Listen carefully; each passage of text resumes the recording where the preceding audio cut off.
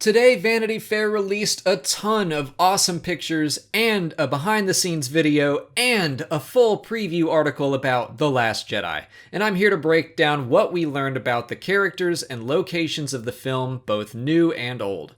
Let's start with Finn, Poe, and the Resistance in general. We got confirmation that the device we see Finn wearing in the teaser is a back-to-suit to heal his back injury. We learned that Rose's full name is Rose Tico. We already knew that she would be a mechanic in the Resistance, but on top of that, we learned that she has a sister named Paige who is a gunner also for the Resistance. We know Rose will be going on an undercover mission with Finn behind enemy lines. Now I'm speculating, but I'd be willing to bet Paige will be killed off early in the film, possibly during the attack led by Phasma in the trailer. Paige's death could be the impetus for Rose to get out of her comfort zone and join Finn. Another new Resistance character is Vice Admiral Amilyn Holdo, played by Laura Dern. We still don't know much more about her, but I'll take just a name at this point. Oh, and now we know that she has purple hair. I don't know why, but I love it. The only other thing we really learn about the Resistance is that there's a scene which requires General Organa to slap Poe. That intrigues me. They seem to have a very close and trusting relationship in the Poe Dameron comic. I can't even imagine what Poe could have said or done to warrant a slap, but if I had to guess, maybe Poe says something disparaging about her son. Jumping back to Finn and Rose and their mission, we learned that they will be headed to a casino-like world called Kanto Bite. It's said to be a Monte Carlo, James Bond type environment. It'll be interesting to see as it sounds like a rich, luxurious version of the Mos Eisley Cantina.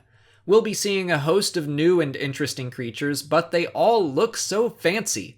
Also, one of my first thoughts looking through the pictures of Kanto Bite was that we would finally get to see a Bothan on screen, but Pablo Hidalgo almost immediately changed his Twitter handle to say, "That's not a Bothan, so never mind." But also, come on, it looks exactly like a Legends Bothan. I guess it could be a Thackwash, but it's probably something new. I'm expecting Kanto Bite is where we will encounter Benicio del Toro's character, although that's unconfirmed. His picture doesn't look as glamorous as the other ones we've seen from Kanto Bite, but it could be in like a basement or a back alley or something. We're told that he goes completely unnamed in the film, but that he's being referred to as DJ by the filmmakers, and Rian Johnson said that we will see why when the movie is released. People have been speculating already that DJ stands for Dark Jedi, and I can see that. He's said to be a shady character of unclear allegiances.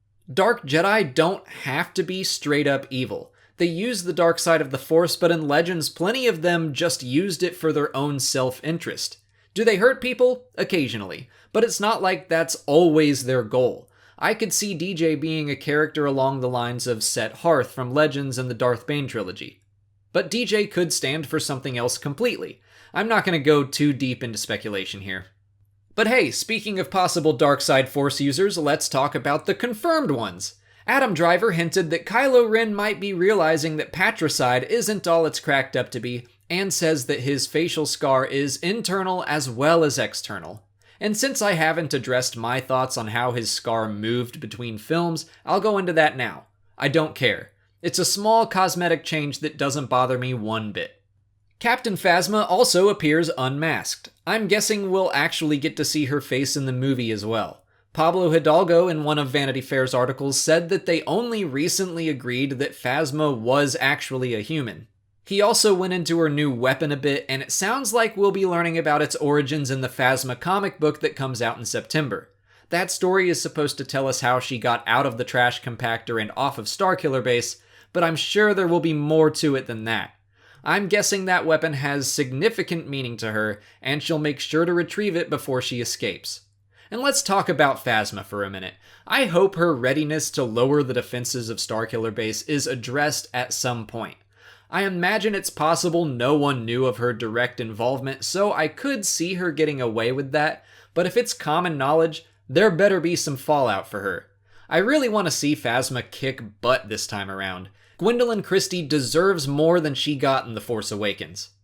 The last thing mentioned about her by Pablo is that her background is more low-tech than many might assume. People have been joking that she could be Sindel Tawani from the Ewok films all grown up. This comment hilariously lines up with that, but I just can't imagine that that's true. The Phasma Book, also due out in September, will probably fill us in. The final group we need to talk about is, of course, Luke and Rey. The Star Wars show revealed more information from Pablo, who said that as far as Lucasfilm is concerned, Anakin and Luke's lightsaber is now considered Rey's. I'm guessing this means we won't be seeing her build one of her own anytime soon. We aren't told too much about Luke, but it turns out he hasn't been all alone on Ahch-To this entire time. Those Hutts we saw belong to an indigenous race of caretakers. All Rian Johnson would say about them is that they are not Ewoks. Also, Mark Hamill and Carrie Fisher share an image together, which is amazing. I really hope we get to see the two of them share some screen time. Not to be a downer here at the end, but Kathleen Kennedy said that the plan was for Leia to be front and center in Episode 9, after Han got to be at the forefront of The Force Awakens and Luke gets to be the center of The Last Jedi. She says 9 would have been Leia's. It'll break my heart if Luke doesn't get to see his sister one last time. The last thing I want to talk about from this article is Rian Johnson himself, and more specifically his comments on the Lucasfilm Story Group. I'm always fascinated by how story creators work with the story group, and he goes into that a little bit, basically saying that they don't impose plot points or anything like that. It sounds like he had freedom to tell the story he wanted, which I think is great. That lines up with comments of Timothy Zahn's as well, who said that they will send notes on small details about names or inconsistencies, but they didn't make any demands regarding the story itself. But that's it for today. What do you guys think of the article and the images? Let me know in the comments. If you haven't already, please like this video, subscribe to the channel to keep up with Star Wars news and lore videos every single day, follow me on Twitter, Instagram, and Facebook, and consider checking out my Patreon page. As always, thanks for watching, and may the Force be with you.